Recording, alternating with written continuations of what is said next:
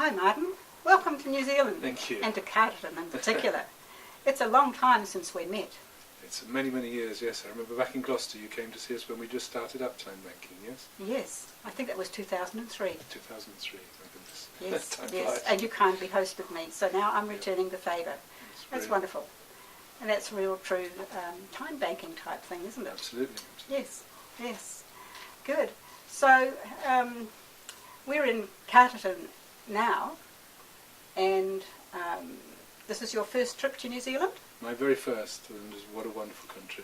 It's Yes. a beautiful country I've ever been to, I think, quite by a mile, absolutely. Yeah, right, right. Good. Oh well, you'll see more country too as you travel around, so you'll be meeting some more people as you travel further south. But we've got you for one day here, and it's lovely. Yeah. So, can you tell me a little bit about time banking and how it's going in the UK? Sure.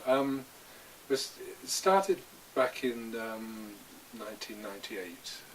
I was doing a lot of community organising in those days, building broad-based, powerful community organisations, and what we realised was that we might well win the occasional campaign, but in fact things pretty much stayed the same, that communities were becoming more and more isolated, people were living more and more lonely lives, and it's a waste of one of our most enjoyable parts of our lives, of coming together and sharing, being part of a community.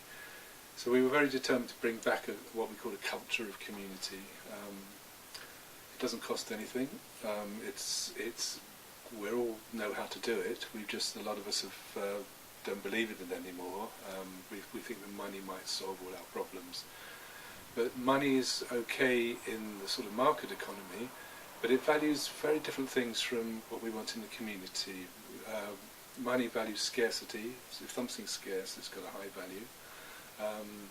It values specialisms.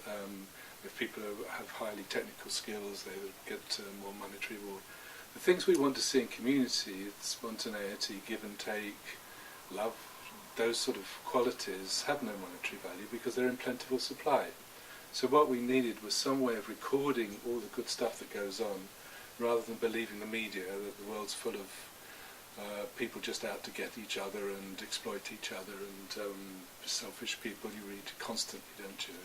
The world's full of people. People haven't changed. The altruism, the give and take, the ability for mutual aid is as strong as it ever was. It's just invisible. It goes on between one or two or three people in their own streets. I'd heard about this thing called time dollars in America. Edgar Kahn, who was a civil rights lawyer, had set it up over there, and he copied it from Japan. But in actual fact, time banking goes back to the 15th century. It was the first time in Germany people started exchanging their time. So rather than using a conventional currency, we use time as a currency, as a medium of exchange. So 1 hour of my time helping out somebody else with a skill that I enjoy doing earns me 1 time credit. I can then use that time credit to buy in an hour's help from somebody else in the community who's signed up to the scheme, who has the skills that I need, something perhaps I don't enjoy or not very good at. But that reciprocity of give and take is absolutely central to what's going on. It's how human beings have always behaved with each other. We've lost it in recent years, but people have always been there for each other, and in times of crisis and times of hardship, that's when people pull together. So we reckon, why not have it all the time? So we started up the Time Bank, the first one in 1998.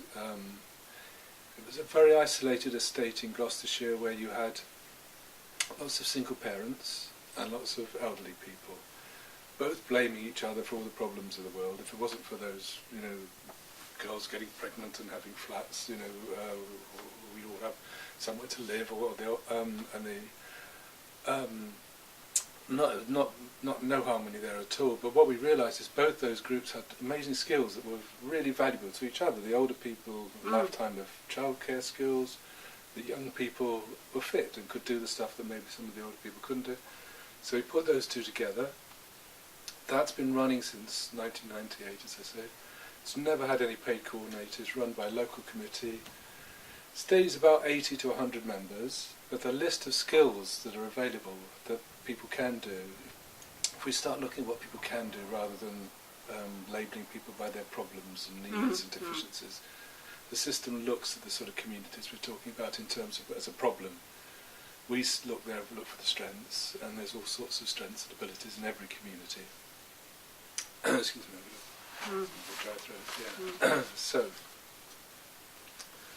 that's grown now from the original time bank in Stonehouse.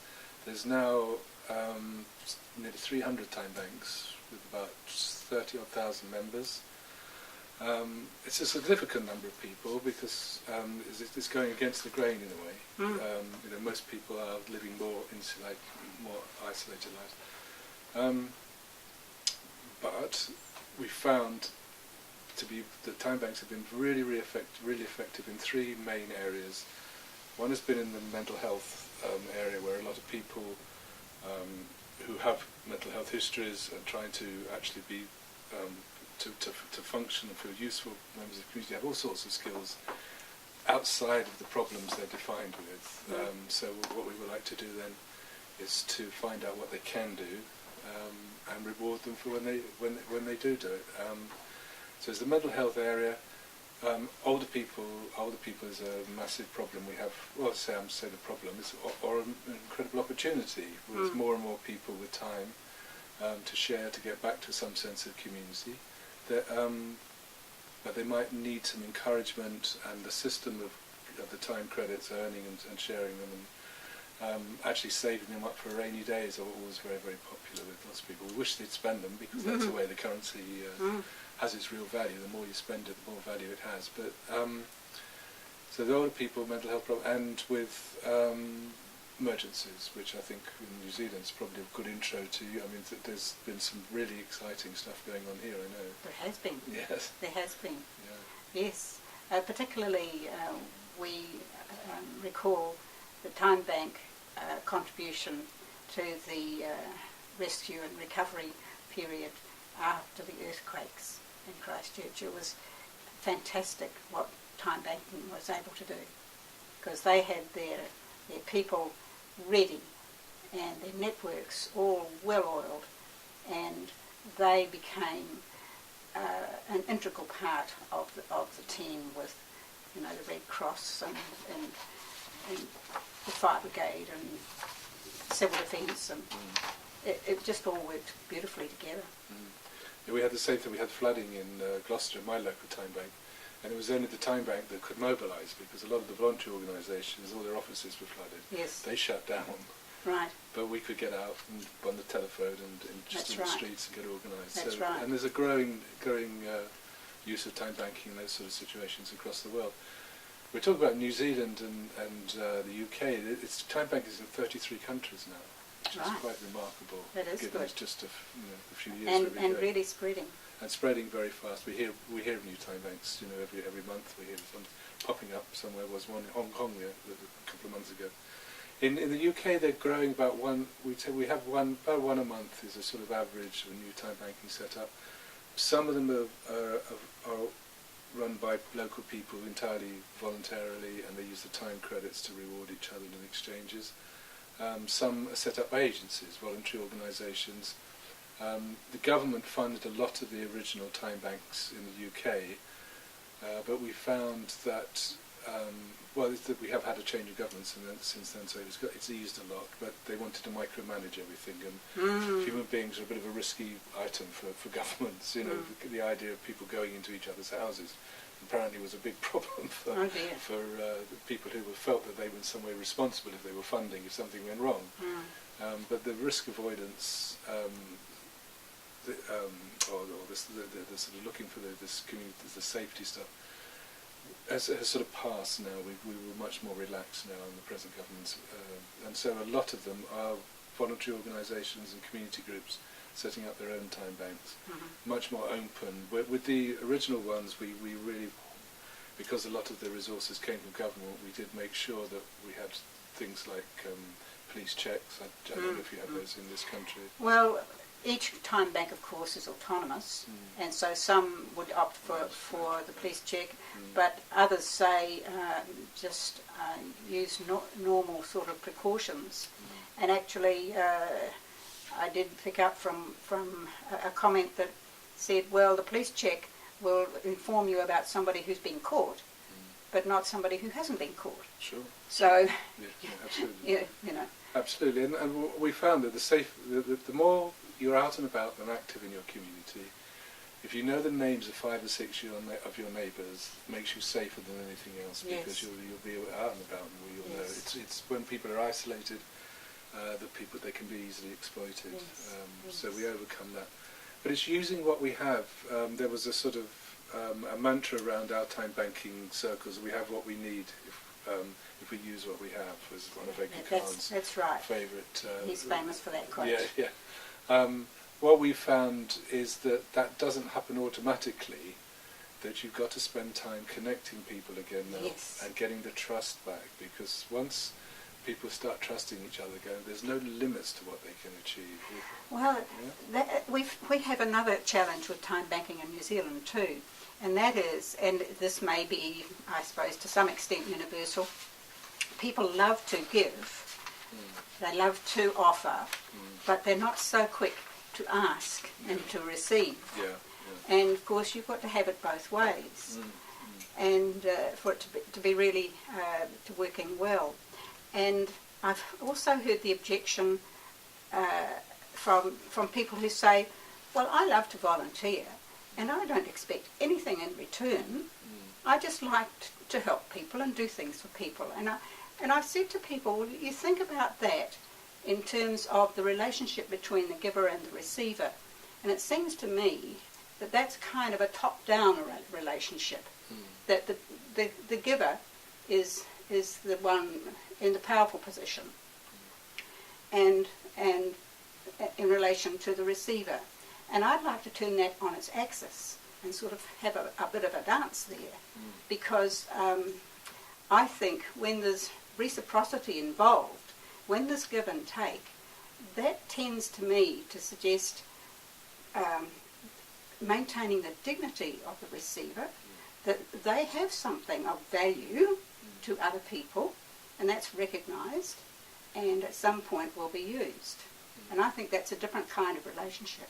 Very much so. And it's different from the traditional volunteer help and person who passively receives services from others. It's completely different. The hard thing we have in our culture, I don't know if you share it, I know we share roots, but the whole idea of asking for help is very difficult. It's almost you're a lesser person in some way if you ask for help from somebody else. Well, we try to impress that if you don't ask, one, people don't know. And there's a terrifying statistic in the UK. It's something like 19 every week. People die alone in their own homes, undiscovered sometimes. They're just so we've sort of broken down to that point. But if you don't ask, you don't give the other person the opportunity to feel good, as you say. It's for them to feel useful. So that's right. Yeah. So if we can somehow turn that on its head, so that asking becomes a virtue, because then you're enabling the other, as you say, to feel good, as I feel good when I give. Yes. Giving and receiving are equally valuable part of the equation. Yes. We need people to give their time. We had some concern from the church circles originally, but of course we overcame that quite simply by saying, okay, because they said they didn't have any needs. The people, they wanted to help others, but they themselves didn't have needs. So we said, okay, fine. Earn your time credits helping every hour, you get a time credit. Then donate that time credit to somebody else, to a community pool, where people who can't earn it can then draw on. So they gave twice, so they loved it. They gave them satisfaction. But it is something that we have an awful lot of effort into getting people to spend and use their time credits, because that's the only way other people can start giving, people who, as you say, were traditionally defined as the problem or in need. We have introduced all sorts of schemes to get people spending as well, for training, Yes. leisure activities, for cultural Yes. activities, get them to pay in their time credits, and they earn their time credits by involving other people and doing the more traditional volunteering type Right. roles. And then you have a much more vibrant, area, neighbourhood with people feeling that they are helping to make things happen. So what's the vision for time banking in the UK? Where would you like it to be? We would like a time bank in every doctor's surgery. That's how because we think that's the ideal place. Again, I don't know the situation here, but certainly in the UK, people have no faith in journalists. They have no faith in politicians. They have no faith in the corporate world. Doctors still maintain some trust and hope in people. And it started, Dr. Richard Byng in South London, this is going back at least 16 years, he was an ordinary general practitioner, and he saw his waiting room was full of lonely people. Often they were the only people that he was the only person that they spoke to. And he suddenly realised, why don't I get them speaking to each other? It releases me to do the more medical stuff. So he started Rushy Green Time Bank, which is still going very strong, and it's an inspiration. It's actually, I've just heard today, they're setting up a European organisation, Time Bank, and Rushy Green are leading it, so it's in safe hands. That's wonderful news. So the idea of a doctor surgery, because one, it's the one contact point for almost everybody. These so-called hard-to-reach people who aren't at all hard to reach once you get out and do some door knocking and introduce yourself to people. But it's a common place. It's a place where people trust. And what an amazing contribution you can make to people's health. Certainly in terms of recovery, certainly in terms of prevention. Social networks, friends and colleagues, people encouraging you to either go to the doctor or adhere to some keep fit thing afterwards. It's the most powerful force there is, and you have your medical interventions, operations, and drugs at certain times, but actually long-term recovery and long-term prevention is best done by local people for each other, with each other. So it has immediate payoffs for the doctors. So we're going for that. We're a long way from it, but we also think it's a viable. The size of the average doctor's surgery fits the time bank, and as I say, it seems to be the ideal base, organising base for it. Again, there's a whole new a whole different area where voluntary organisations who want to use participants, people in the community to run whatever they fulfil their mission, can use their time credits. So the voluntary sector are slowly picking up on it. There was a lot of resistance at the early because they thought we were going to take away the natural volunteer constituency, and as I think you alluded to, it was somehow wrong that people were rewarded for doing good things, which it baffles me why it should be a problem to be rewarded to do good things. Surely the more rewards people get, the more likely they're to do more, so it's excellent. But I don't think there's any limit to our aspirations. We'd love to get it into schools, much more than it is. In Spain, it's fascinating. I was in Spain, they invite me over every couple of years. It's a real privilege to go there because their time banking grew up out of the women's movement. But the time before last I was there, and there was a young 10-year-old from Portugal speaking ahead of me, and he gave the best speech I've ever heard of time banking because he just talked with such authenticity. He talked about how it was in his school, and he was 10 years old, and how it worked and how people give and they receive, and it came over with such honesty and directness. I say it's one of the best things I've ever heard in time banking. So if we can get it into schools, I think that's another. Was that recorded? Is that something we could? I think it probably watch? is. Yeah. It'd be in Portuguese, which is a bit Oh, problematic. Right. Oh well, we've got people who can translate. I had a translator there. Yes. So I think that the schools, doctors, and the health payoffs, the mental health world, because of the whole idea of care in the community rather than people. I mean, I've never understood why people experiencing one certain particular problem, you put them all together. Surely you want to put people, a mixture of people, and certainly if people want to get a bit better, it's better to have somebody who's a little bit further down the track than them. Yeah.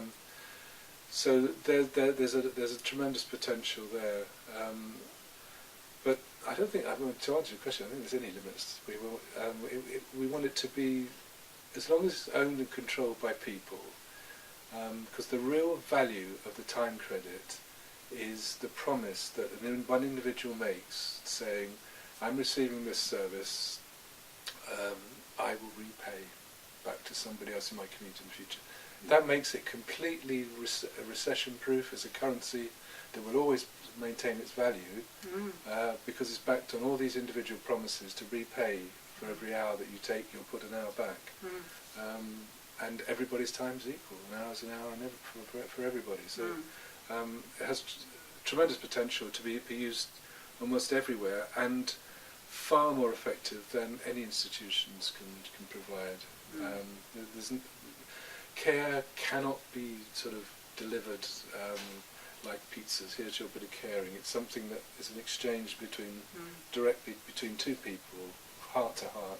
I care for you, you care for me. You know, there's no way you can run that as a service, which is sometimes been tried to do recently.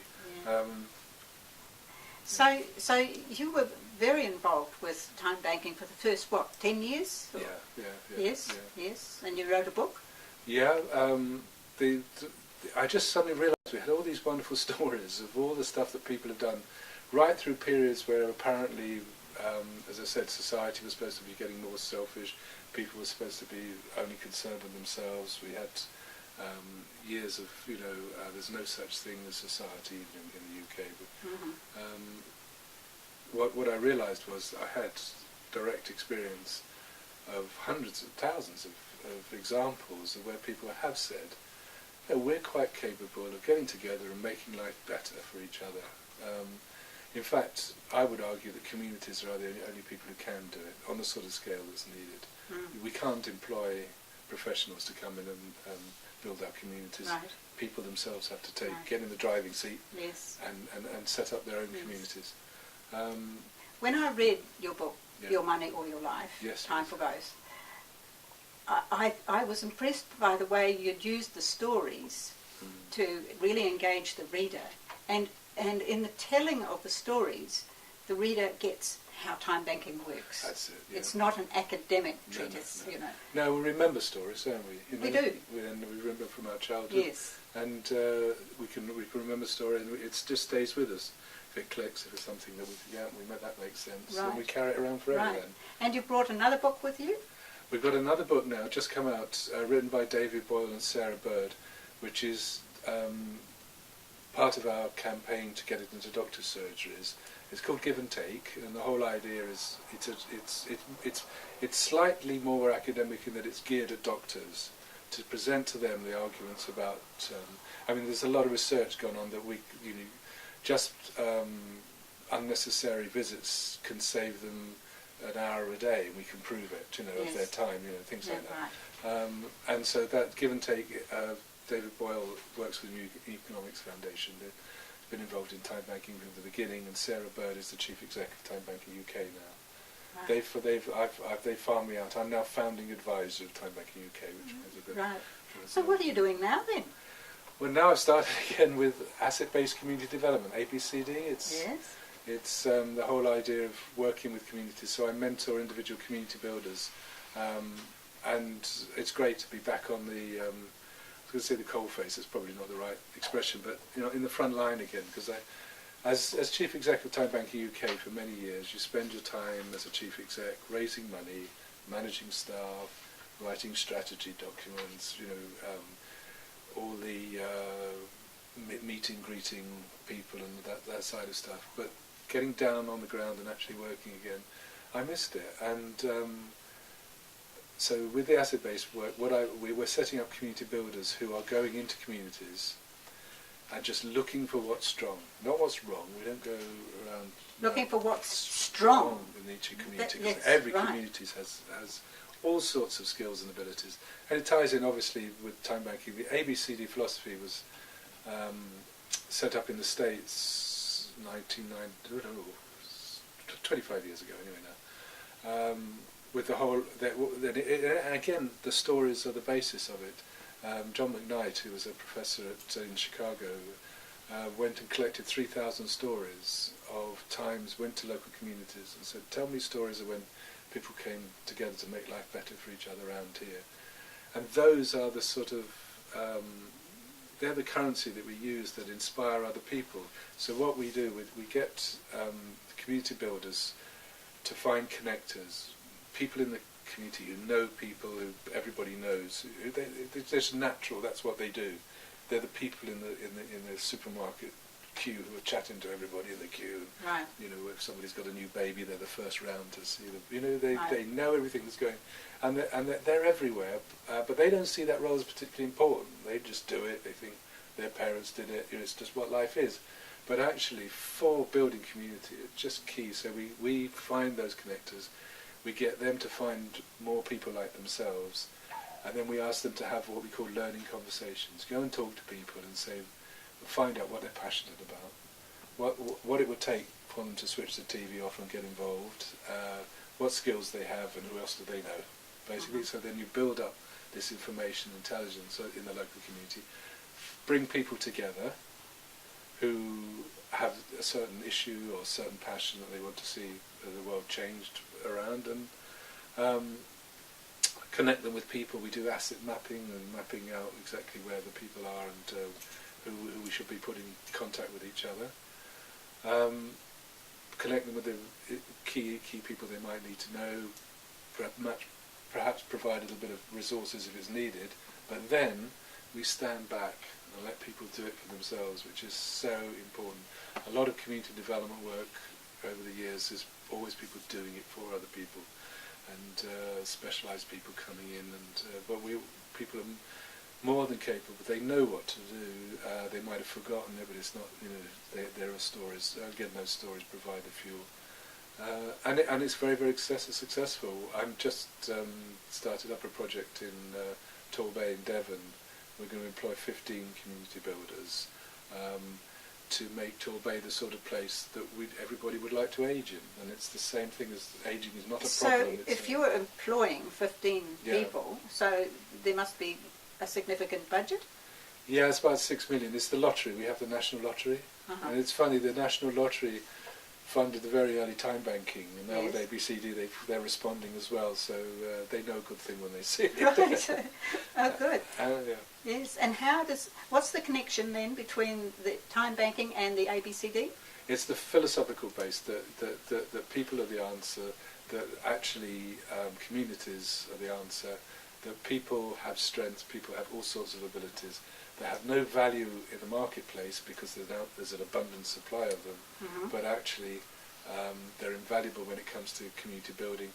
You don't get anywhere by defining people as in need, or you go to any local authority. I don't know this country, but they will always have a lot of concerned people, and often on the wall a needs analysis, all these charts of data and statistics on all the problems and addictions and weaknesses and single parents and all this stuff, all defined as a problem.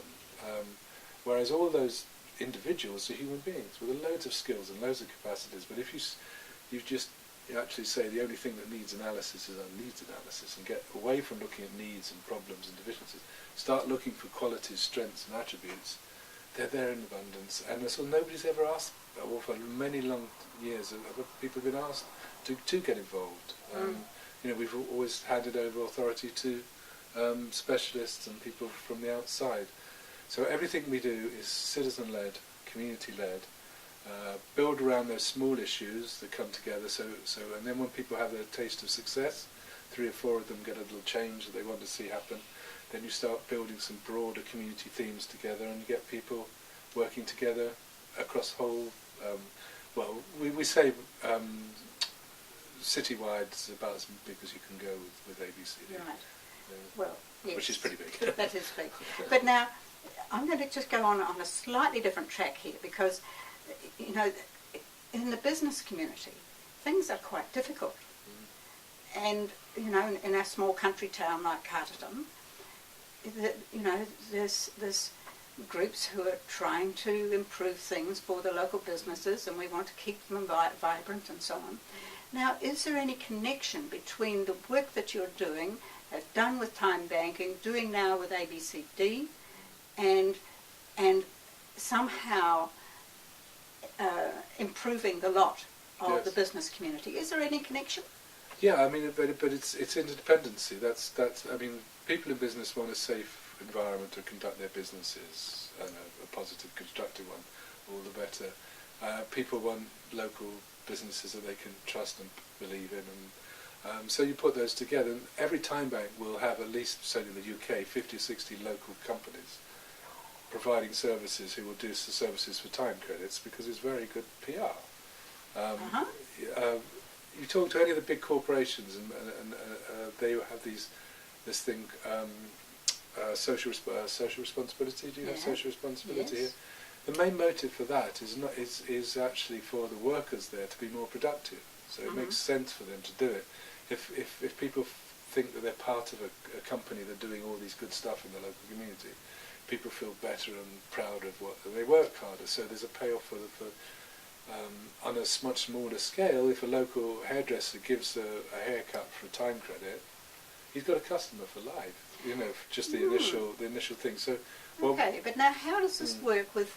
See, in New Zealand, with time banking, we have an understanding with the Inland Revenue Department that there's no commercial activity taking place in a time bank, and so therefore time credits are disregarded as far as tax is concerned.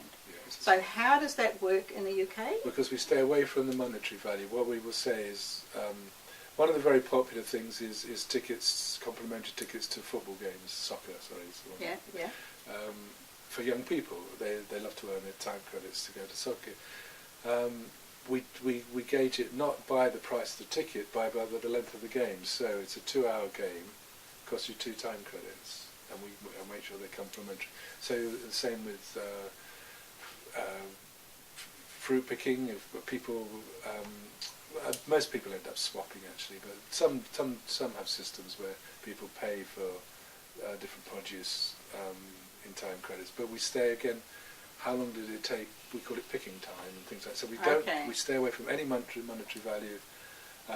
Some goods are donated because they have no value anymore in the market. That's still a little grey area when it gets onto large scale. People like United Way in the States, with the time banks there, the time dollar schemes there, they literally bring container loads of goods that they give to the time bank stores, and everything costs 1 time credit.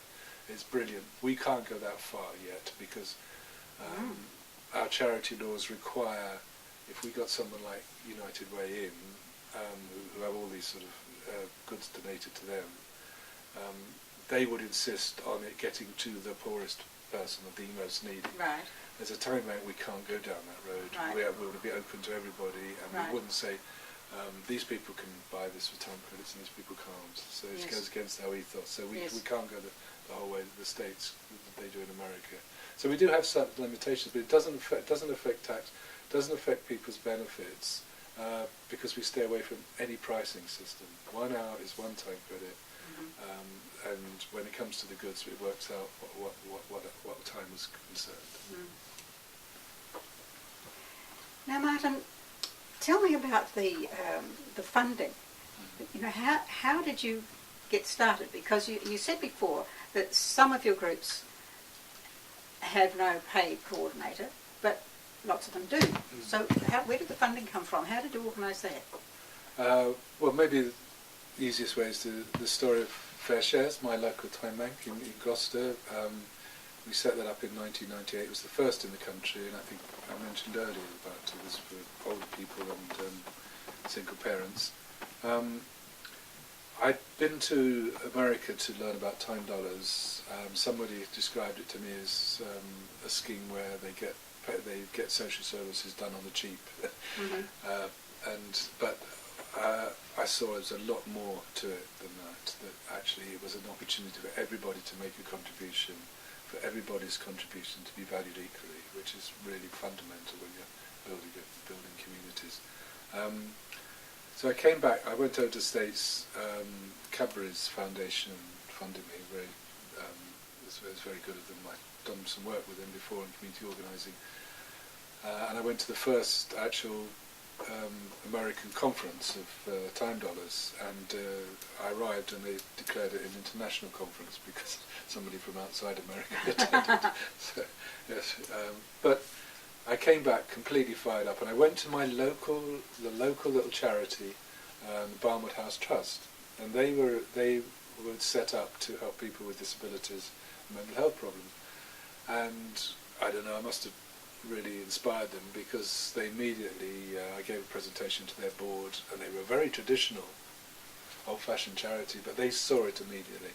They saw that, for years, and this is true of a lot of big funders and foundations, they've been putting money into these problems, and the problems just get bigger. Yes. And they saw this as turning it on its head and saying, okay, no, let's see what people can do for themselves. So they gave me a little bit of money to set up the first time bank, Fair Shares in Gloucestershire.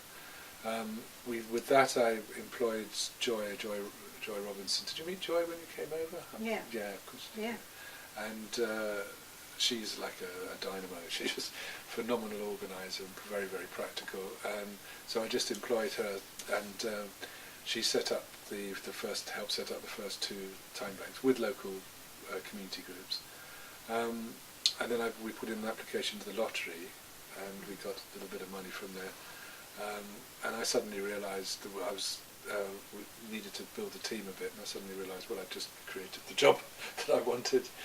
So I jumped ship. I left my work and joined Fair Shares. From then on, my dream has always been the American idea of dues, of people paying for their local time bank. In that way, it's not dependent on outside funding, or what we're doing in now with Fair Shares. Well, I'll get to the end of that story at the end. That's what's happening now with Fair Shares. We've actually got it as a social enterprise, where it runs a business that actually brings the profits a share to the time bank. But we started off very small, go out from a local trust, and every area, if you go around, you will find local little charities and local foundations. It's a matter of really getting them to understand that we've got to stop what's happening at the moment and turn it on its head and start looking at people as assets, as strengths that can provide for themselves. We redefined ourselves over and over again. We became experts in getting people into work in order to access money from Department of Trade and Industry. We became health experts. So you just dress and change in order to, because time banking is so broad. It can fit any of the, we call them silos, these departments that the world's cut into by local government, which were completely artificial, just administratively useful, but bear no relation to the lives that ordinary people live. So it was a good question of finding people who wanted to see people getting involved, sorting it out for themselves in health, in as I say, in environment, in all the different issues, and we kept going. Then we found there was a particular local philanthropist, and we sort of nurtured his sort of a relationship with him, and this took over 10 years because he was a family trust he was involved with, and he gave, and eventually out of the blue he gave about 350,000 with no strings, which was wonderful, because when we set up the Fair Shares shop, which is a thrift shop, what would you call it, where people bring donated goods and people. Yes. We'd like to eventually get that, because everything in there costs a time credit, but we have to pay the manager at the moment, so it's still run on traditional allowance, but the profits go to the time bank. And then we have a motorway service station now built by our chair of Fair Shares. He raised the money.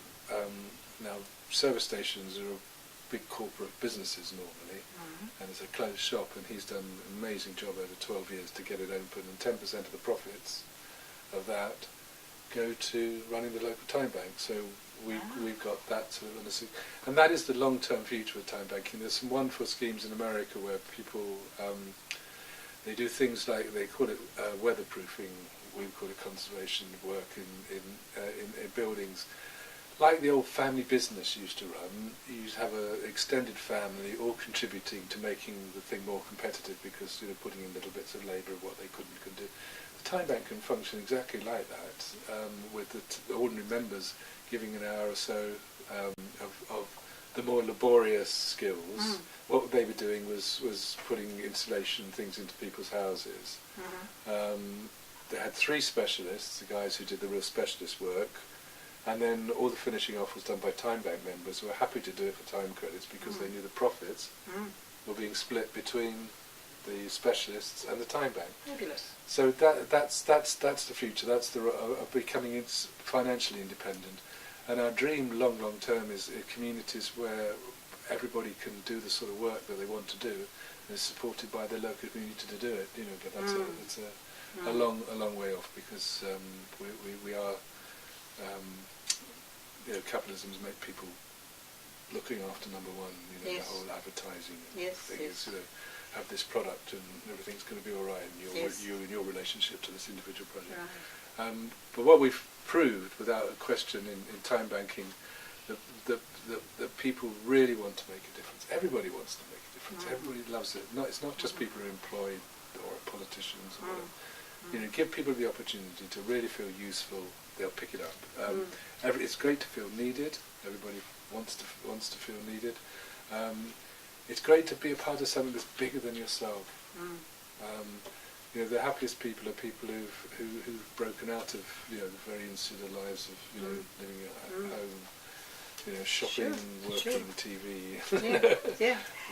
Now managing this, you know, you've got staff and people who connect the, you know, the partners in a time exchange. But this is managed with specialised software. Oh yes. And we do this in New Zealand too. Yeah. And what software are you using over there? We use the Americans. Community Weaver? Time and Talents. Oh, right. But Community Weaver in America have just brought out Community Weaver 2. Yes. Which I've heard is really good. It's now they've ironed out some of the crinkles that were there with Community Weaver 1. But you're using Time and Talents. Time and Talents because it's open source. Right. And that's our thing. You know, we want everybody to use everything free. We don't want to get into charging for stuff, and it works. I don't know what the new Community Weaver thing's going to be, but I equate the software to the collective memory that used to be there in communities. I used to live up in the mountains in Wales, and I knew who was good for a favour and who wasn't. Right. And everybody knew who was the miserable old so-and-so who wouldn't do a favour for anybody. Yeah. Everybody knew what skills people So now had. it's been going in the States, in the UK long enough, and in the States. You know, I suppose by now there's been some research done. There's all sorts of evaluations. In fact, our philanthropist acted when he saw a piece of independent evaluation done on the Fair Shares Time Bank. I mean, I can't stress actually that side of it has to be done as well. You know, you have to produce in language that people who are used to financial reports and they can see that you're the sort of organisation that's achieving. Once you've acquired funding, you can pretty much negotiate whatever you want. It's getting that first step in the door. Right.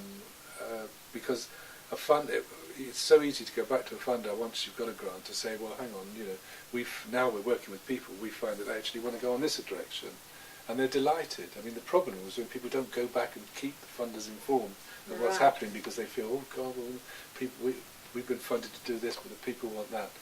They'll understand immediately that this is not going to work unless it's, you know, citizen-driven, people-driven. So yes, we've had several evaluations. There's been national research done.